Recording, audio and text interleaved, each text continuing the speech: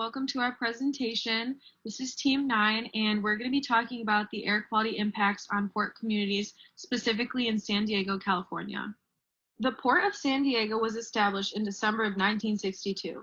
It spans across 34 miles of the bay and runs through 5 different cities. With 2 maritime cargo terminals, 2 cruise ship terminals, 22 public parks, the Harbor Police Department, and hundreds of businesses, the port is quite expansive.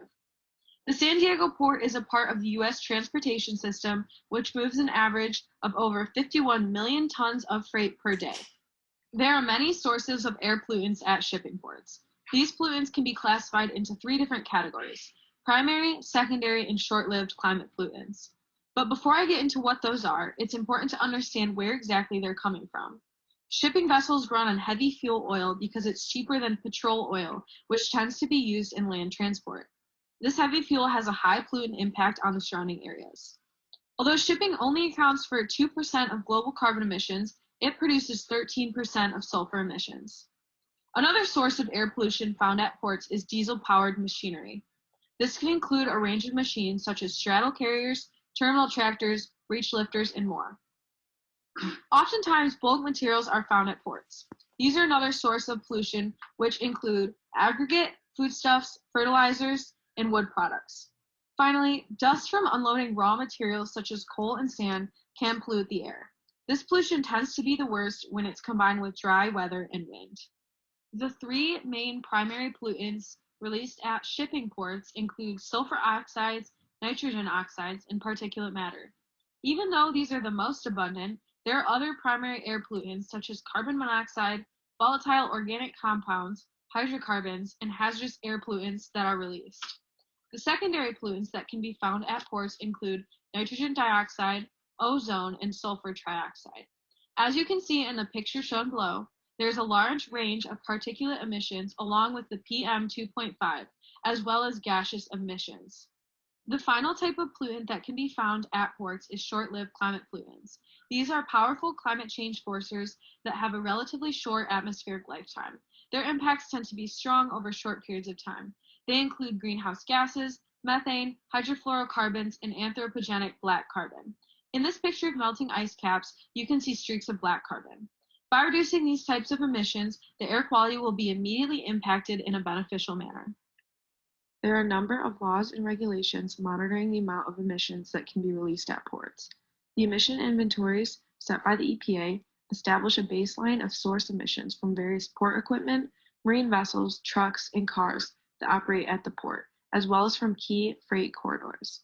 The emission inventories take future changes and future hypothetical emissions into account so that their impact can be measured. They also evaluate potential new strategies that could reduce diesel emissions. Another regulatory body is the International Convention for Prevention of Pollution from Ships, which is abbreviated as MARPOL. They are the main international convention that deals with prevention of pollution from marine equipment and ships, from either operational or accidental causes. And lastly, the International Maritime Organization, or IMO, which was established in 2010, has certain designated waters off of North American coasts that act as emission control areas, where stringent international emission standards apply to ships. In order for these ships to comply with the emission control area standards, they must reduce their emissions annually.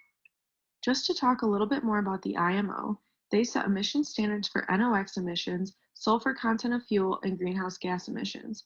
On the left, you can see a table that describes the regulated NOx emissions from the year 2000 to 2016. Tier 1 and Tier 2 limits are global, while Tier 3 standards apply only in NOx emission control areas. As you can see from the graph, the Tier 1 and Tier 2 emissions are higher than the Tier 3 emission limits. This is because the emission control areas around North America are more regulated and lower air pollution limits can be enforced. On the right, you can see a table detailing the SOx emissions from the year 2000 to 2020. The sulfur limit in fuel is detailed, and as you can see, both the global limit and ECA limits have gotten progressively lower over the years. These strict standards have been lowered due to new technologies that can allow for lower levels of sulfur oxide emissions. Another program working to reduce air pollution is the EPA SmartWay program that was established in 2004 in order to help companies advance supply chain sustainability by measuring, benchmarking, and improving freight transportation efficiency. This program works with a wide range of national and global organizations in order to harmonize sustainability accounting methods in the freight sector. This program has been a huge success. Since being established, they have saved over $30 billion in fuel costs by reducing fuel usage by over 9 billion gallons and avoided the creation of 103 million metric tons of air pollution. The last program I will mention is the Clear Air program at the Port of San Diego. The original program was launched in 2007 and since then has evolved into the Maritime Clean Air Strategy as of 2021. Their main mission is to create health equity for all. This plan contains ambitious goals for 2030 that will contribute to clean air quality and identifies approximately 34 potential projects, partnerships, initiatives, and studies that would all have a hand in reducing air pollution. The document identifies 7 main sources of emissions that include cargo handling equipment, commercial harbor crafts, shipyards, heavy-duty trucks, fleets, ocean-going vessels, and rails. Although the Maritime Clean Air Strategy is the most recent clean air plan, all of these have provided ideas, guidance, and other measures in order to improve overall air quality and alleviate the environmental burden on the surrounding communities. According to the report published by the Port of San Diego on June 2018, we can see that from 2006 to 2016, all the air pollutants has been decreased dramatically. For example, the oxides of nitrogen and the carbon monoxide has been decreased 61% and 40% each. The source of the air pollutants mainly comes from the ocean-going vessels and harbor craft. Through the globalization of the market, the demand of ocean-going vessels has been increased a lot. But even under these circumstances, air pollutant emission has been decreased due to the technology improvement and the more strict emission rules worldwide. The weather of San Diego Port. The San Diego port experiences a mild seasonal variation over the course of the year. The maximum wind speed experienced during the wintertime on December is 8 miles per hour, and the minimum wind speed experienced during the summertime on August is 5.8 miles per hour. The yearly average wind speed is about 7 miles per hour, and the length of the day has a maximum 14 hours during the June and then 10 hours during the December. These two condition gives the Port of San Diego a very clear vision for the cargo ships to upload and unload the cargo, and also gives us a moderate and stable atmospheric stability during the daytime and a very stable atmospheric stability during the nighttime. In order to estimate the air qualities for the port, we use the gaseous dispersion models to do the estimation. The initial conditions we have is this model is at the ground level and along the center lines. This makes our model much easier to do the estimation and also much easier to do the modelings. All the initial conditions of the emission rate came from the report published by the Port of San Diego on June 2018, and the data is collected on their emission inventories. From the graph, we can see that the PM10, PM2.5, and the sulfur dioxide experience a very similar, almost the same concentration pattern. Therefore, we use the PM10 to do the comparison with the other two major components, which is the carbon monoxide and the oxides of nitrogen. From the graph, we can see that the oxides of nitrogen and the carbon monoxide has a very high concentration at the point, which we can assume that near the very close area of the port, the air quality is pretty bad. But through the distance, they decrease dramatically from the point of the source to the 0.3 kilometers from it, which the decaying curve is pretty sharp, and until 1 kilometer's distance from the pollutant source, all the air pollutants concentrations at a very low condition. In order to discuss the future emission optimizations, we have to look up the nitrogen oxide emission and air emission inventory first. On the left one, we can see the auto carrier share 54% and the passenger ships share 29% of the total nitrogen oxide emission. On the right one, we can see the ocean-going vessels has 49% and the harbor craft has 36% of the total air emission in the Port of San Diego. By combining these two factors together, we can see that the harbor craft, including the passenger ships, are the small local business. They include the tourism, fishing, or the support roles for the port business. And the ocean-going vessels, including the auto carrier, represent the large business, for example, the international trade or the auto vehicle transportation domestically or internationally. If the San Diego port provide a more strict regulations, it might force them to choose a much lower cost port. Therefore, the local authorities need to considering by lower down the emission, the local authority also need to provide some aid to the small business and the large business to help them update their equipment and to lower down emissions. Diesel engines are of significant concern as they release a lot of toxic air pollutants. This is due to the physics and chemistry of the engine combustion processes. Reducing one pollutant could increase another, so it is best to employ a variety of regulations and other control technologies in order to effectively curb emissions. This is a table from the EPA, and it shows a wide range of technological, program-oriented, as well as operational strategies that could be used to reduce emissions. I will be talking about a few of these, as well as other combinations that would be effective. These are some of the onboard and engine modification strategies. Replacing older parts with newer machinery can curb emissions to a great amount. With the advancement of technologies, there are a wide array of newer, less polluting models that should be implemented. Though it comes with a high cost, the government could provide incentives to those who wish to replace their older models. And there are also lower technological barriers. The second strategy could be to replace the main engine along with associated components. And this is quite helpful as it can be used on all sorts of vessels, including recreational ones, as the engines themselves are quite small.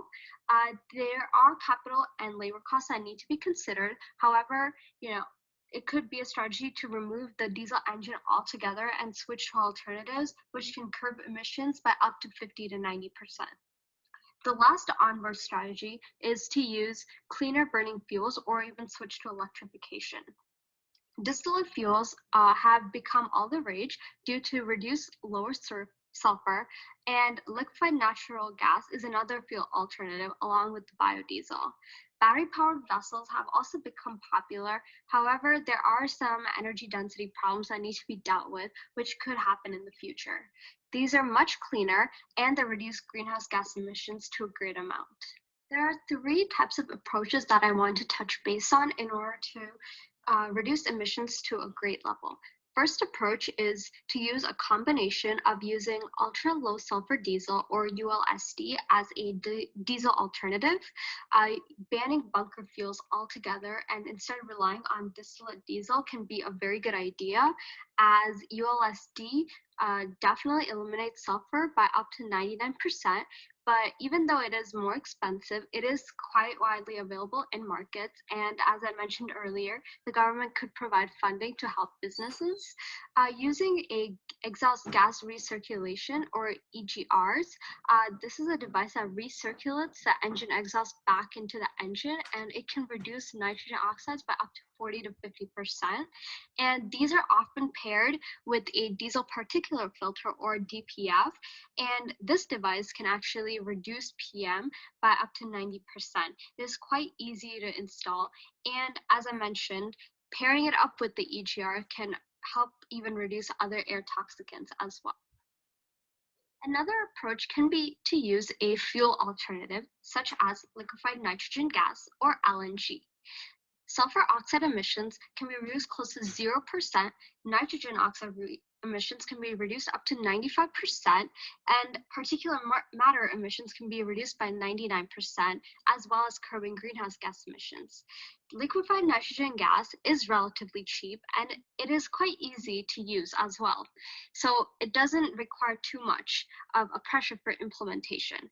It does, however, require a special engine that is equipped to handle these LNG fuels. This third approach is the best approach in order to reach zero emission levels, or at least close to that, and that would be to use electrification. And there are three types: diesel electric, hybrid, or fully electric drive. And diesel electric and hybrid do rely partly on diesel in order to fuel the vessels, and fully electric drive relies solely on batteries and no combustion processes. The challenge with the fully electric drive, however, is that it does have low energy density, so it cannot store enough energy to support a vessel's weight and size, and it's also not larger or compatible with larger vessels, and the batteries themselves can be quite expensive.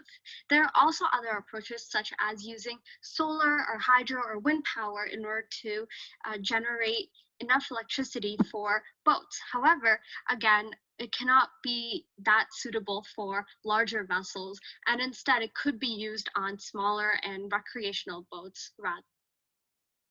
The government also has a role in order to curb emission levels in San Diego. Firstly, the government of California should introduce stricter regulations for off-road vehicles as well as on-road vehicles. The local programs and policies in the San Diego area can actually have a wider impact on curbing emissions, as well as have a positive impact on the population of San Diego itself. The state government could also provide subsidies to those who implement zero emission strategies. It has been known that the California Air Resources Board gave ports of Los Angeles and Long Beach $90 million recently in order to figure out zero emission strategies, and this could be used on ports for San Diego as well. So this shows that the government is definitely willing to cut down and figure out ways to curb emissions. And violating any regulations could result in fines, which could be then used in order to further technology for these causes. Thank you for listening. We hope you enjoyed.